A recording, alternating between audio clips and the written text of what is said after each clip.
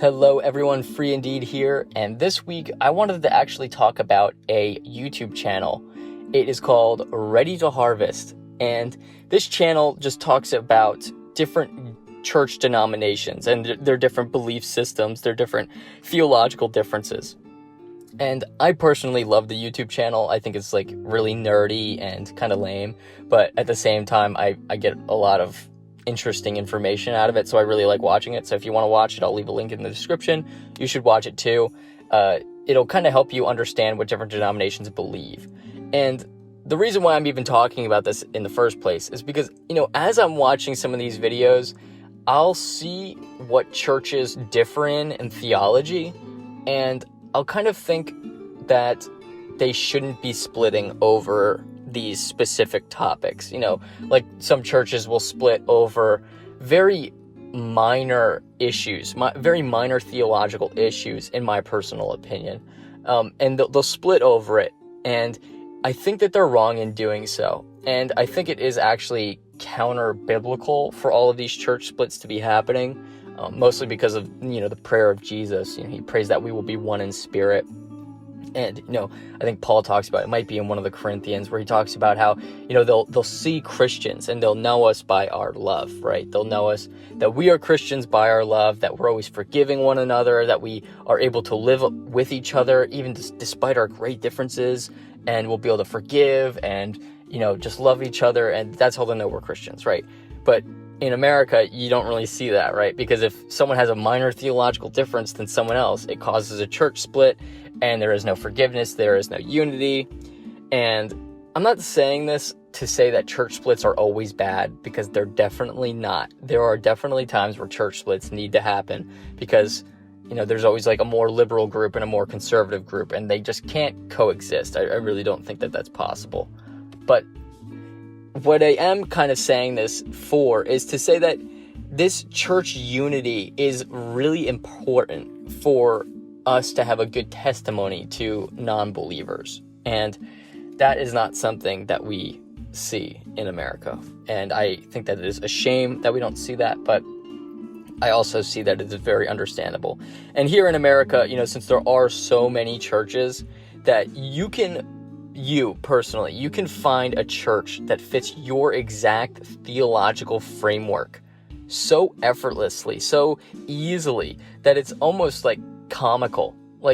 There's so many different words for all of these different theological beliefs. It's I'm a Calvinist, but I'm a 4-point Calvinist, and I don't totally hold to limited atonement. So it's these bunch of nerds are talking about all their theology, rather than trying to be unified with someone who holds a different belief than them. And the reason why I kind of started thinking about this in the first place was, I was a missionary in the Philippines for about a year, and over where I was, there's maybe 1 or 2 Christian churches in the whole city where I was. So if you had different theological beliefs, you kind of had to figure out a way to harmonize with other people, even though they had a different opinion than you. And I'm an American, so I had a hard time doing that. But for them, it wasn't so big of a problem. And I imagine it was that way with the early church, right? In the early church, there was probably just 1 Christian church in an entire city. So those people had to figure out how to, coexist. Now, like I said, there are grounds for church splits, and there are church splits in the Bible. If you didn't know, Paul talks about all these heretics that are convoluting the gospel and changing the gospel, and therefore they must be cast out, right? That's kind of like a church split. They're cast out of the church, and sometimes they'll bring people with them when they go. So I guess that would constitute as a church split. But that's only for very serious theological issues like the gospel. I don't think we should be splitting over your exact view of creation or your exact view of Revelations, right? Those are not things that deserve church splits. And I think that we need to find ways as Christians to harmonize with each other over this. And I say all of this, I say all of the things I just said to kind of talk about something that I think is a simple process of interpreting the Bible, a simple means of hermeneutics. And hermeneutics is basically just your way of interpreting the Bible. Now, I got this view based on watching a 10-minute Bible Hour video between a Protestant and a Lutheran priest, right? And the Lutheran priest was talking about communion. And what he was saying is that Christ said that his body and blood are present in communion. He says, take this, it's my body, break it, eat it, give thanks, right?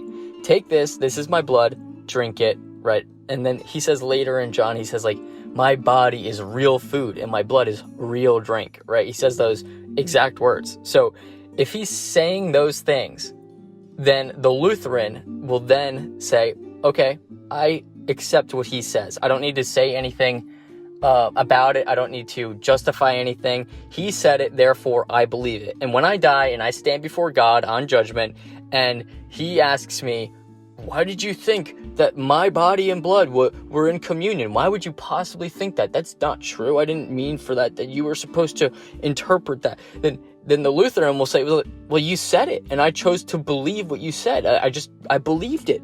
I believed what you said. I didn't try and do any mental gymnastics or jump through hoops to change it. You said it. And you deceived me because you said it, and it's kind of like a funny way of reading the Bible, but I actually think that it's the safest way to read the Bible. I think that it is the safest way. Like, I talk to so many people who reject the creation account. I do a lot of evangelism, so I talk to a lot of people, and sometimes I'll talk to Christians, and they all kind of, not all of them, but a lot of them will throw away the creation account, that God created the earth in 6 days. And they'll throw it away and they'll say, okay, Adam and Eve, they're not literal people, whatever. And I almost always tell them, I'm like, if you're so confident in your belief, you might be right, right? You might be right. Maybe the earth wasn't created in 6 days. Maybe Adam and Eve weren't legitimate people. Maybe they were just, archetypes. Maybe. That's possible. That could be true. But if you're wrong, you now have to explain to God why you didn't believe him when he said that it was created in 6 days. Now, I personally take the safer option. I could be wrong, by the way.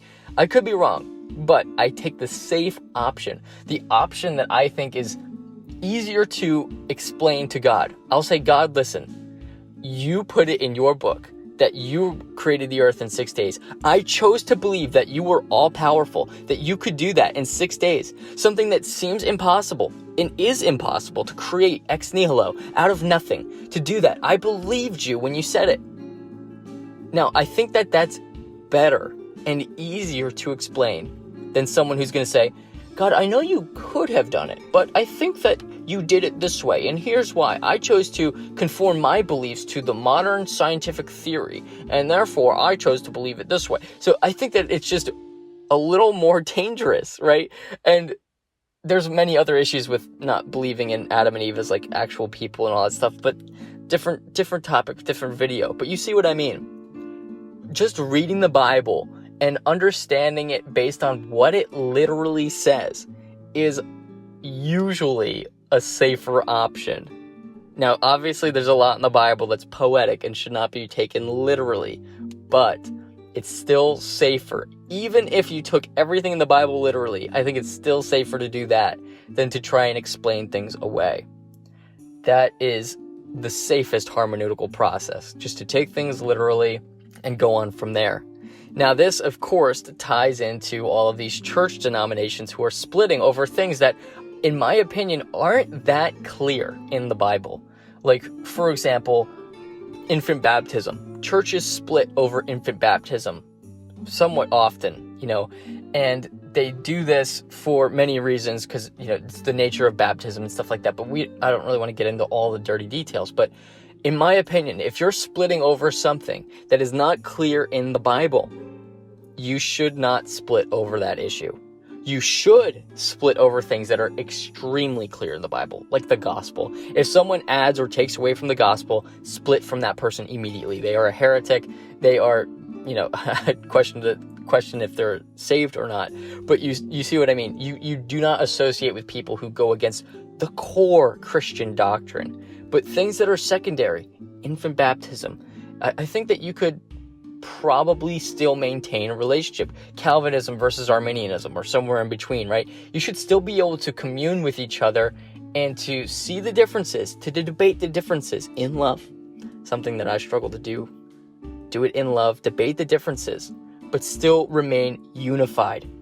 How amazing would it be if we had two Christians with very different views on theology arguing in love on a debate stage, and then still coming out of it friends, unified in spirit? That would be a greater testimony than sitting in our ivory towers in different churches and saying like, oh, we're so much better than that church over there because they believe in Arminianism, and Arminianism is a heresy, and they don't believe in the sovereignty of God. Like, isn't it just better if we just stayed unified, stayed in one church? Iron sharpens iron. We have different views. Well, the truth will prevail eventually, I hope. In the church, I believe that God will preserve his truth if we stay unified. So, anyway, kind of a rant. I hope that made sense. Like I said, I've been very busy, so a lot of my videos will probably be more like this and less structured, just because, oh my goodness, I have so much schoolwork to do. I have a kid on the way, I'm moving into a different apartment, working like probably 40 to 60 hours a week. So I'm very busy, and I hope you will give me some mercy if my videos are a little bit more crazy from now on. But I will be doing a lot of other more structured videos as well whenever I find time to do them. I have another Kierkegaard video in the works right now. It's talking about his life and how that impacted his work. It's a very interesting topic, and I really like it. I'm still thinking about and studying the Stoics, as they are some of my favorites, so I will be making a video on that soon as well. So I hope you enjoyed this one, and look forward to the new content. Anyway, thanks for watching. Bye.